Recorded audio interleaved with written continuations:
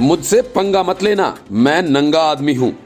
पत्नी वर्षा राउत को ईडी का समन मिलने से बौखलाए संजय राउत ने बीजेपी पर जमकर भड़ास निकाली और ना जाने क्या क्या।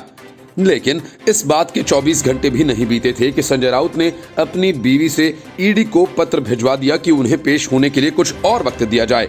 अब वर्षा राउत ईडी के सामने आगामी 5 जनवरी को पेश हो सकती हैं। असल में किसी घोटाले में फंसने के बाद राजनेता ऐसे ही करतब करते हैं, मीडिया के सामने तो जमकर सियासत करते हैं और पिछले दरवाजे से मामले को रफा दफा करने के जुगाड़ में लग जाते हैं।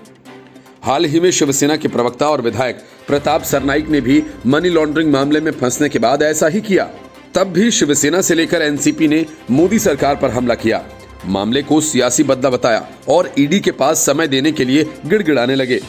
अब वही काम वर्षा राउत कर रही हैं। उन्होंने कहा था कि वे बाहर से लौटे हैं, इसलिए कोविड प्रोटोकॉल का पालन करना जरूरी है। इसके बाद ईडी ने उन्हें समय भी दे दिया था। पत्नी को ईडी का समन मिलने के बाद संजय राउत ने किसी का नाम न लेते हुए ट्वीट कर एक गाने की 2 लाइनें लिखते हुए निशाना साधा। उन्होंने लिखा था, आ देखें जरा किसमें कितना है दम, जमकर रखना कदम मेरे साथिया। इसके पहले 2 समन जो ईडी की तरफ से भेजे गए थे, उसमें वर्षा राउत स्वास्थ्य कारणों का हवाला देते हुए ईडी के समक्ष पेश नहीं हुई थीं। ईडी उस 55 लाख रुपए के लेन देन के मामले में पूछताछ करना चाहती है, जिसमें वर्षा राउत ने पीएमसी बैंक अकाउंट से संजय राउत के सहयोगी प्रवीण राउत के साथ पैसों का लेन देन किया था।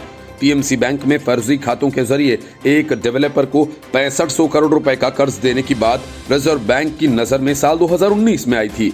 ये लेन देन पूरा नहीं हो पाया, इसलिए रिजर्व बैंक ने सितंबर 2019 में कड़े प्रतिबंध लगा दिए थे।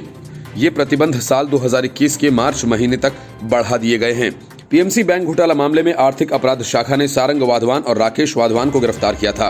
पीएमसी बैंक को डुबोने में जो 44 अकाउंट्स अहम थे, उनमें से 10 खाते HDIL के थे। संजय राउत की पोल खुलने के बाद संजय राउत ने कहा, मुझसे पंगा मत लेना, मैं नंगा आदमी हूँ, शिव सैनिक हूँ। मेरे पास भाजपा की फाइल है, अगर उसे निकाला तो आपको देश छोड़कर भागना पड़ेगा। मेरे पास 121 लोगों के नाम हैं, जल्द ही ईडी को दूंगा। इतने नाम हैं कि 5 साल ईडी को काम करना पड़ेगा, तब ईडी को पता चलेगा कि किससे पंगा लिया है।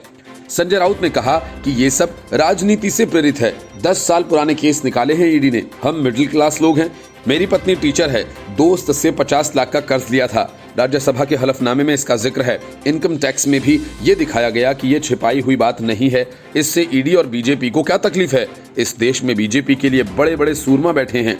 अगर मैं उनके परिवार तक पहुंचा तो उन्हें देश छोड़कर भागना होगा। राउत ने कहा कि मुझे शिवसेना और एनसीपी के 22 विधायकों की सूची दिखाई गई थी।